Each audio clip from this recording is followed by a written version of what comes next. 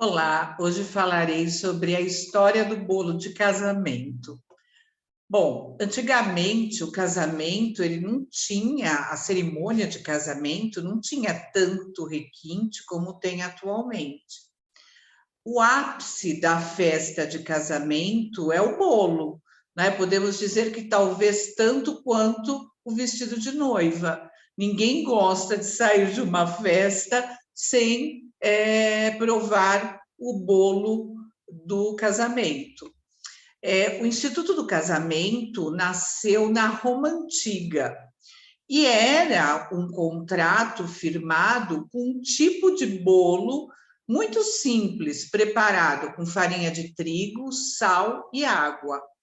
O noivo comia metade do bolo durante a cerimônia e dizem, mas eu não achei uma fonte segura, que a outra metade era partida na cabeça da noiva. E os convidados comiam as migalhas, que diziam os costumes que era um sinal de fertilidade. Durante a Idade Média, era um costume na Inglaterra empilhar pequenos pães em uma espécie de torre. O objetivo era fazê-lo mais alto possível e, se os noivos conseguissem se beijar por cima dela, isso indicava que teria um futuro feliz. Dizem que os primeiros bolos de casamento eram como tortas salgadas. No século IX, a união entre duas pessoas foi reconhecida pela Igreja Católica e, devido a esse evento e o aumento da produção de açúcar no Novo Mundo, apareceram outras tradições, como bolos e doces das festas de casamento modernas.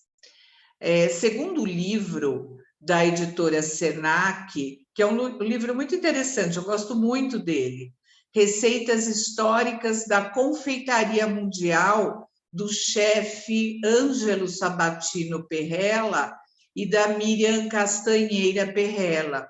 É o primeiro bolo de Andares, pode ter sido, né, segundo o que consta no livro, o do casamento da Catarina de Médici, que era italiana, com Henrique II, que era o rei da França em 1533. Afirmam ainda que na Inglaterra, durante o reinado da Rainha Vitória, no século XIX, os bolos eram enormes, chegando a pesar mais de 100 quilos e com altura superior a 2 metros. E com o objetivo de divertir a rainha e seus convidados, dizem que fizeram um bolo e no seu interior colocaram um bobo da corte anão. Então, assim, de muito mau gosto, mas é a história que contam. Um bolo desse tipo, em 1698, foi descrito no livro História das Artes Manuais, e tinha um capítulo chamado Torta Baker, para a festa de casamento de um duque chamado Guilhermo da Baviera e da senhorita Renata de Lorena, em Munique, no outono de 1568. Eu até anotei isso, porque eu não iria lembrar de todos esses detalhes.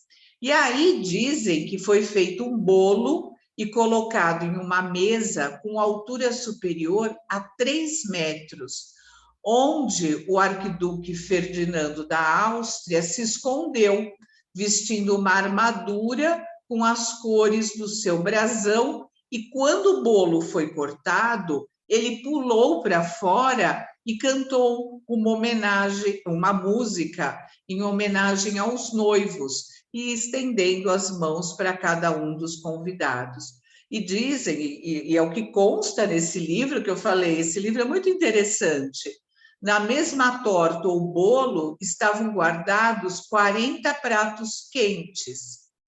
E em 1682 foi publicado um livro em Nuremberg, na Alemanha, com indicações de como preparar massa para diversos tipos de bolo, como um de amêndoas, que era para casamento e banquetes.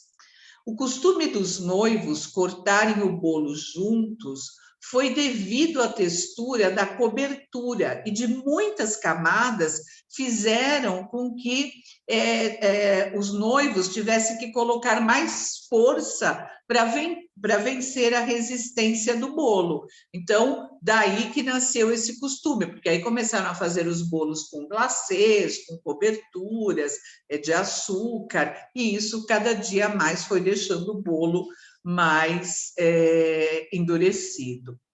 Docinhos como o camafeu, o bem casado, o bem casado com suas duas metades de pão de ló e doce de leite, representam ou simbolizam a união do casal.